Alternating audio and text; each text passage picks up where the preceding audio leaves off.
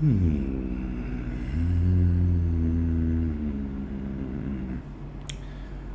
been coming to a conclusion lately, recently, more like, that this whole climate change protesting going on in the UK is just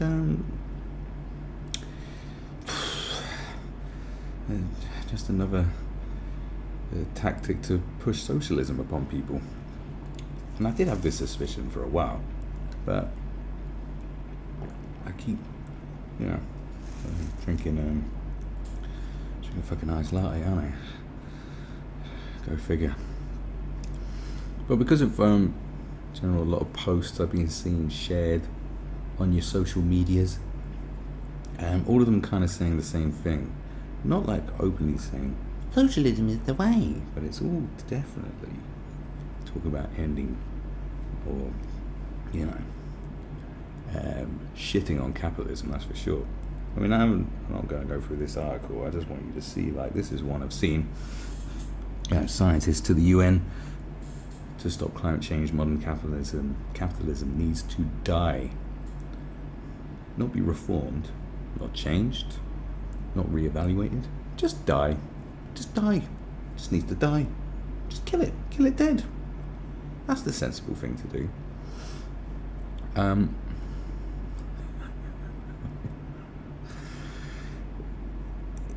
Because of, you got Extinction Rebellion, I suppose, are like the ones causing the biggest hoo-ha at the moment.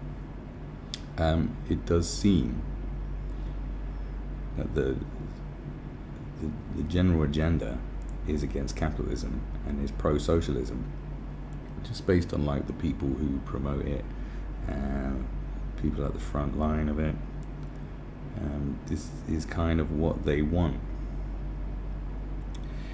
And it's very similar, I suppose it's similar to, look at the women's march that they had in America, which on the surface was, this is a promotion, or bringing, promoting women and bringing or shedding light on, persecution of women, how disenfranchised women are, how women are abused across the world, blah, blah, blah, just saying, look, treat women with respect. There's terrible things happen to women across the world. There's very oppressive regimes out there, there's very oppressive ideologies and fucking governments and societies that ain't super chill towards women, super unchill towards women. And everyone can stand behind that. But what it really was just an anti-Trump, pro-Democrat rally. That's literally what it was. And a lot of this stuff is just disguised as these big ideas, these existential threats, these things that affect the whole of humanity. Nothing's bigger than the threat of extinction, of total annihilation of the human race. And with climate change, what you're seeing is a hell of a lot of different groups use climate change to promote their ideas and to use it to, further their political ideas. I've seen ones talking about, Black Lives Matter, UK, we're doing something on climate change because climate change is racist. Climate change is proof of white supremacy. There's all kinds of angles you can take on climate change and use it to your own gain. There's also people who supporting it from the angle, doing climate change protesting and activism from the angle of indigenous people across the world, who don't have much say in it because they fucking don't use the resources that we use, you know what I mean? And therefore we're oppressing them by getting on the bus. Now, so the whole climate change thing is that there's a serious lack of experts. Seem to be, I haven't seen experts on TV or in interviews. I haven't heard You know, someone saying, "Oh, this expert has said this. This is how long we've got, or this is what we need to do." It doesn't seem to be any. It's just we need to cut carbon emissions. We need to cut this down by this much percent. We need to stop the temperature going up by 1.5 degrees or something like that, or keep it at this level, whatever it is. But there's no like suggestions on what we need, or what's the steps, what's the plan. You know, what do we do? What do we do? What does the expert say? How long does he say we got? What do energy experts say about, you know, reusable energy and different energy sources that we can use? What's the long-term plans? Where's the big vision? Where's the big future looking, the 30-year plan, the 40-year plan, the 50-year plan? Where's the looking into the future and going, you know, we could, you know, get more electric cars or more solar panels, more wind, you know, more turbines producing power, you know, hydroelectricity, Hydra's something out of a comic book, innit? But don't seem to be hearing it. Instead, we have, you know, 16-year-olds with Down syndrome. Oh no, she ain't got Down syndrome. What's she got? Asperger's, autism. Like, yeah. These are the voices you seem to be hearing from, like, you know, overprivileged children are the people we're supposed to be listening to. It's very bizarre. Because the whole thing is, what do we do? Oh, we end capitalism. Right. Any good system can, you know, adapt to changes. You know, as we learn more and we progress, we have to adapt. We have to adapt.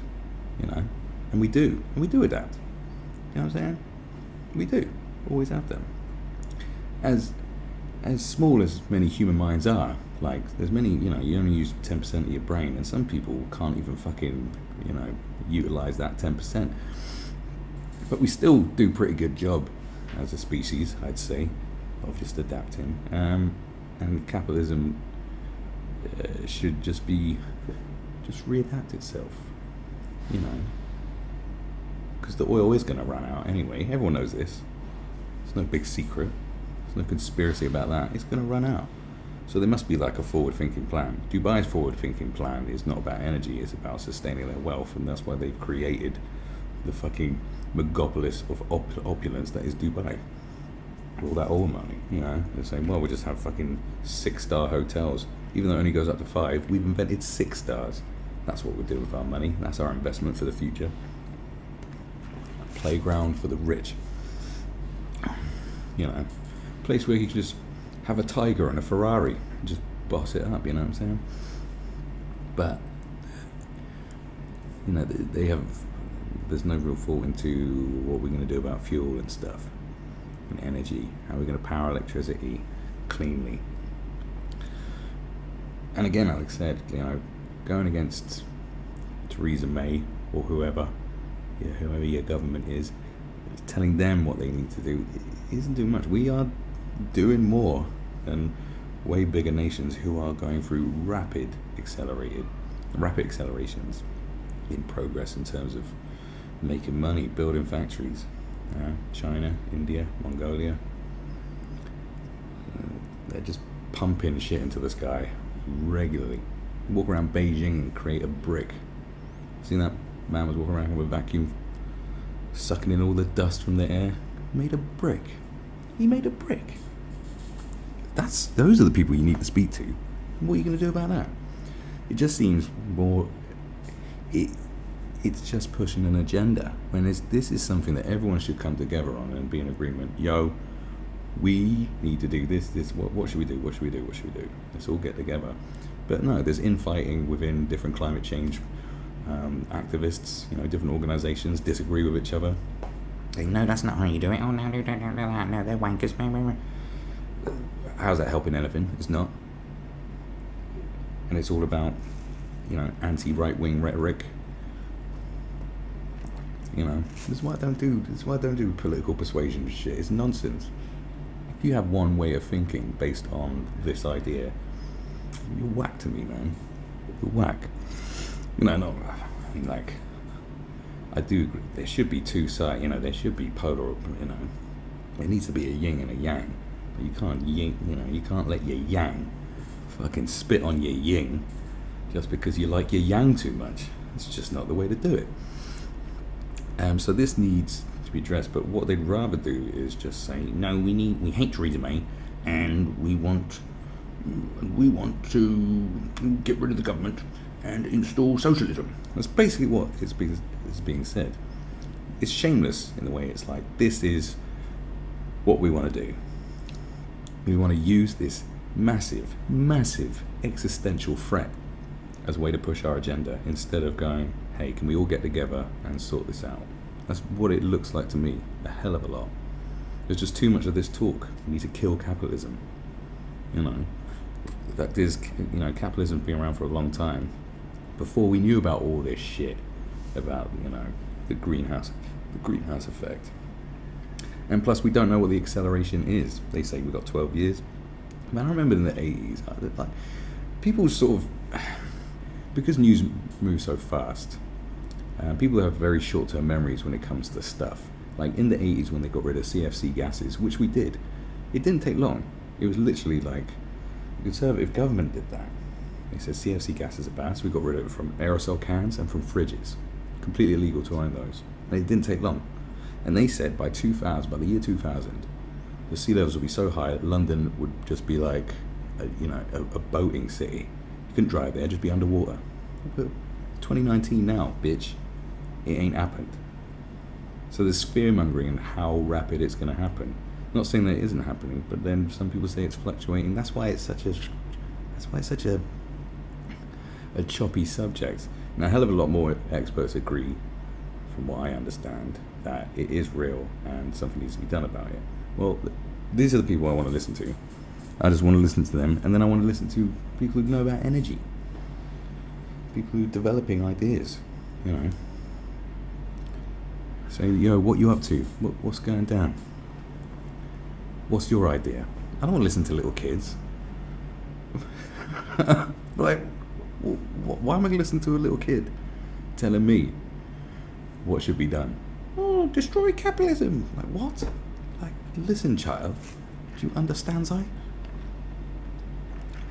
And it's shameless in the way it's just trying to promote a narrative and promote an idea, an old idea. You're talking about, like, the coal miners were socialists. Like, Arthur Scargill was pretty damn socialist. And they wanted coal. They wanted to burn coal. That's what they wanted. That was their lifeblood. It was to mine coal so you could burn it. And coal's bad. So I don't get it. But it ain't the wave. And I'm not having it. I'm not having people going around just using fear-mongering. Like, this is the ultimate fear-mongering. We must choose socialism, or we're all going to perish as a fucking species. It's like, give me some big ideas. I don't want old, tired, silly ideas that never worked. There's no progress in that. It's something about the human race that just loves to go backward. And it's just a further example of, how they've sucked in a whole generation, especially millennials and a lot of Generation Z. Apparently, like, the younger ones are going to be super right-wing, so who knows what's going to happen, but they've sucked them in because for some reason they believe that they're owed something. And, I'm a millennial, just about, and, like, I used to feel that way. But hell yeah, I'll admit it. You feel like you want to change the world and you should have more than you've got, but you don't realize that, like, you have a hell of a lot. You have a lot. You have more than anyone ever had. You know what I'm saying? You have it. It's just, they got sold this stupid idea. Go to university. So everyone goes to university. Then you get the job, and you get a mortgage, and you have your family, and then you just sit on a train for an hour going from your nice little house in the suburbs into the city, sweating with all the other fuckers. Just dreaming about a nice, pleasant, drunken death. And that was the dream. Apparently that's what everyone should have. And yet generations before never had their own houses. Like baby boomers had. I think Generation Z Their Generation X, rather. Not sure about them, but I think they have their own houses. But like, you know, my mum's generation before that, you didn't own, like, talk about middle class people didn't own their own houses. Loads of people rented. Like, owning stuff is became quite a new thing. It was a baby boomer thing. It's just like one little blip, but everyone expects that to be the wave. And owning a house is just read some books, man. Read Rich Dad Poor Dad, and he explains it pretty well that like a house is like a noose around your neck. You know, you have no freedom. You know, this thing about ownership is like, we don't really own the land anyway. Hundreds of years ago, battles were fought to own stuff, you know, and now it's just all sewn up in ridiculous bureaucracy. You know what I mean? You don't own this land, really. You don't own anything. You know, we just come out, and there you are. You know, you don't own anything. Because you don't own the land. You own the house, but you don't own the land. So you don't really own it. You know, the government owns it, or some rich baron, a viscount, whoever the fuck, an earl, whoever. They own their land, so you don't own your fucking house. You own the bricks, you own the mortar, blah blah blah blah blah. But the actual land it's on, you don't own it. You don't own that. It's a fucking myth if you think about it. Hey. But there is this article here, which I want to just go through, because I try to search for more sort of things on, you know, promoting socialism, but this is obviously going against it. I don't really know about the person who wrote it. I don't particularly know. Was it heartland.org? I don't know much about it, but let's give it a read. So Democrats in Congress are promoting a Green New Deal, and obviously this Green New Deal thing is a big part of it as well, obviously, because we have such a transatlantic relationship. American and British politics are like just becoming so, culturally as well, we're just so much like this now. Makes me sick, but you know, I love being bloody British, don't I? Promoting a Green New Deal that would eliminate all fossil fuels in 10 years, create a massive federal public works and jobs program, explicit proposals to replace market freedom and limit limited government with socialism. In 1991, just after the Soviet Union collapsed, I attended a conference on environmental, economics and policy. Several speakers warned obituaries for socialism were premature, saying that with socialism discredited on economic grounds, it would now be sold as a panacea, I don't know what that word is, for environmental problems. They were right. The left is actively campaigning for socialism today, with many arguing socialism offers a cure, the only cure for climate change. There you go. This is what I thought, and here they're saying it. So, you see, that's what I do. When I come to my own conclusions, because a lot of people don't have their own conclusions, a lot of stuff that's been in people's heads is other people's ideas that they thought they were their own, because they just read so much shit. But when I actually observe stuff, and then I come to a little, hey, what's that? And then I find someone else who says exactly what I thought on my own, hey, what's that? I'm like, I'll invest time in what they got to say. Because I'm like, well, we came to something here. We both came to something. I don't know if they came to this on their own, but I'm going to assume they did. And then I'm like, okay, I'm going to invest my time in you now, because we're on the same sort, we're treading the same sort of ground. That's how you find common ground with people, baby. That's how big ideas go, baby. You see what I'm saying? Just a little bit of education for you there. So, the Intergovernmental Panel on Climate Changes, IPCC, latest report calls for governments around the world to take over, finance, restructure entire economies, and undertake massive international wealth transfers to equalize incomes around the world. The IPCC's report also suggests we replace individual rights with collectivism. Hell fucking no. I've always been a proud individual, and I shall remain that way. Because groups are bad. People on their own are fantastic. You ever know like a group of friends who are just a bunch of cunts, and then but each one of them are on their own is like so much better?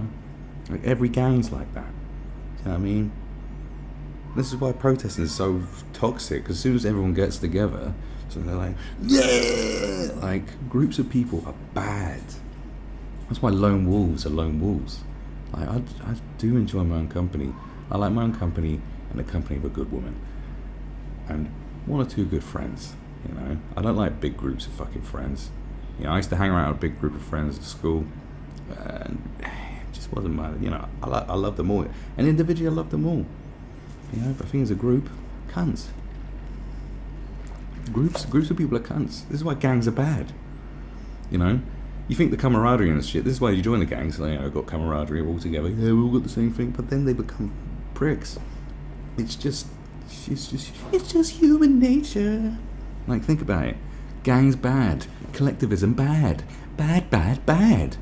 Similarly, two European economists with the Institute for New Economic Thinking, you know, Schroeder and Servash Storm, claim the only solution to climate change is a radical takeover of economies by governments. Yes, that's right. Give it all to the government.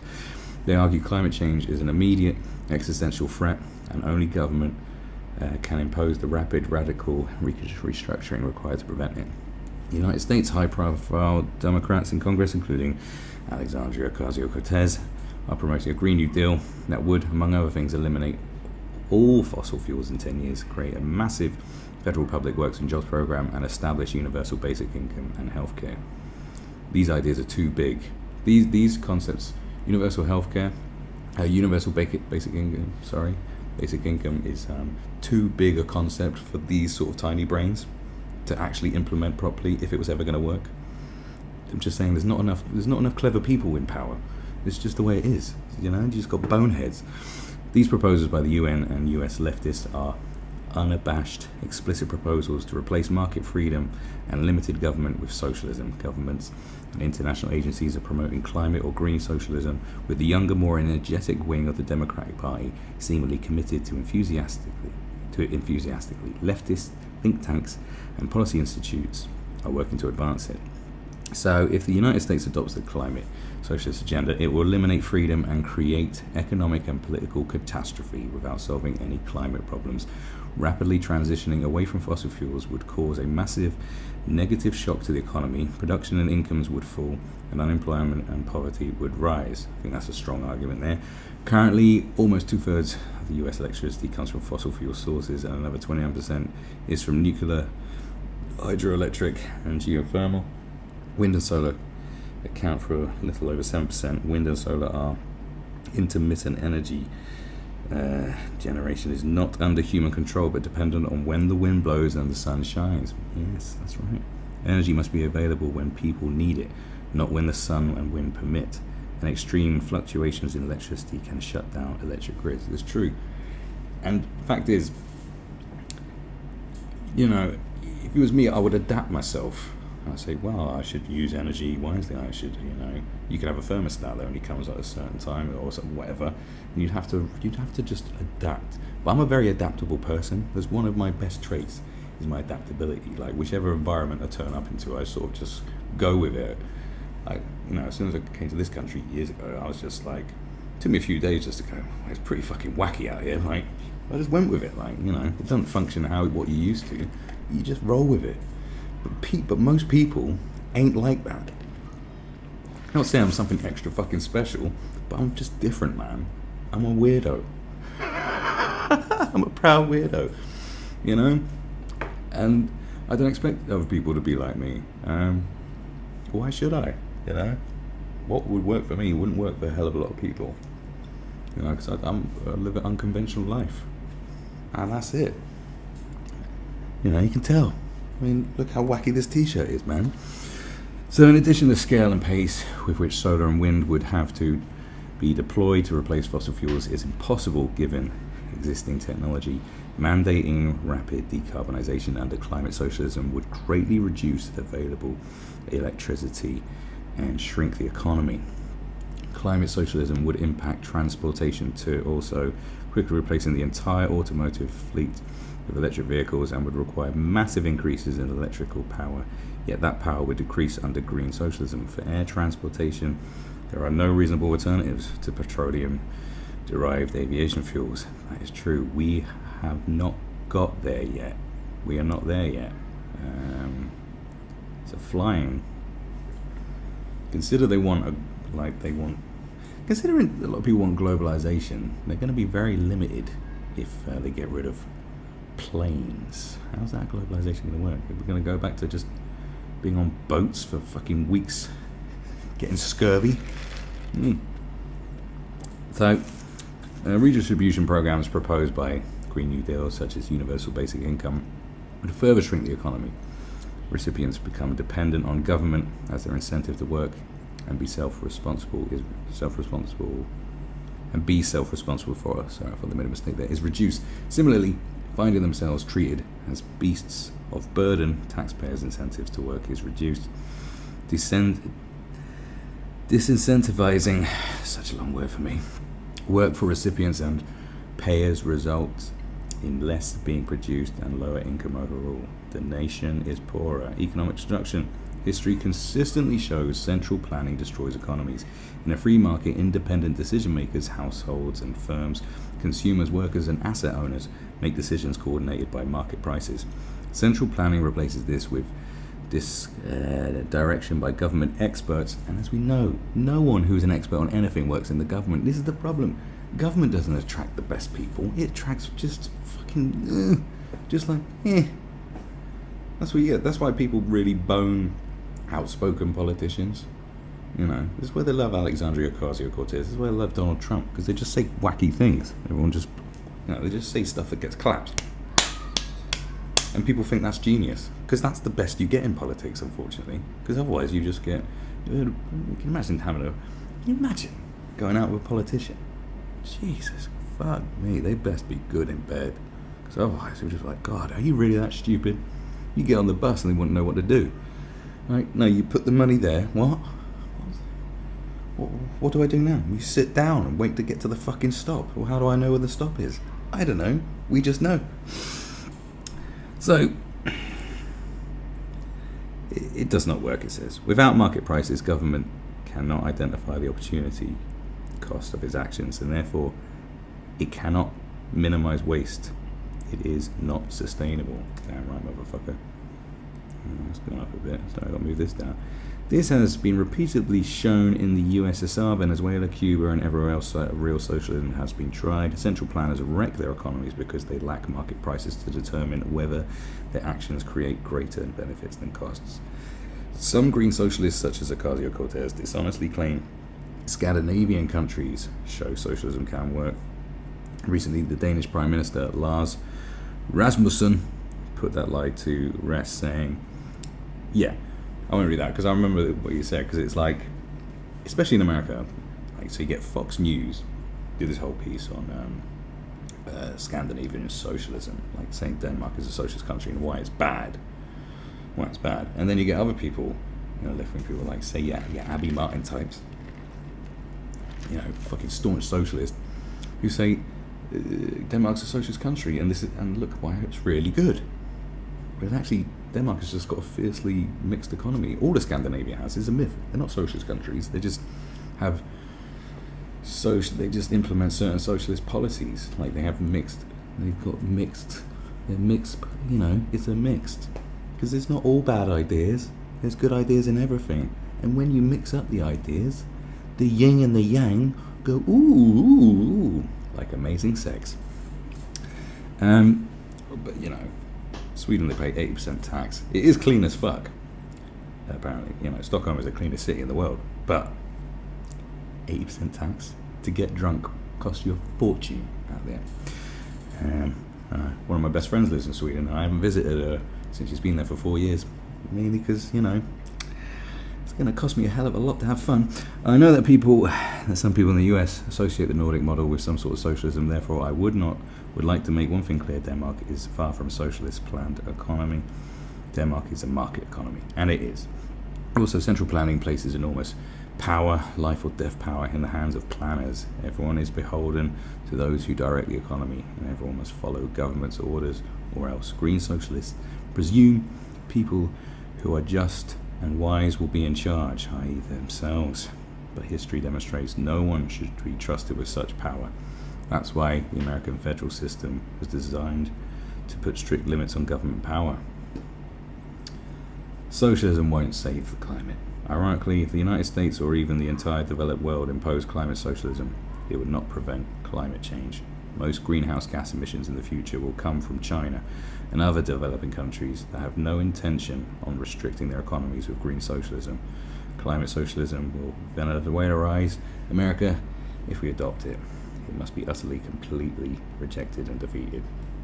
And yeah, so it is this whole like climate change for all that's been around for a few months now. Ever since that Green New Deal came out, really, it's just another push for socialism.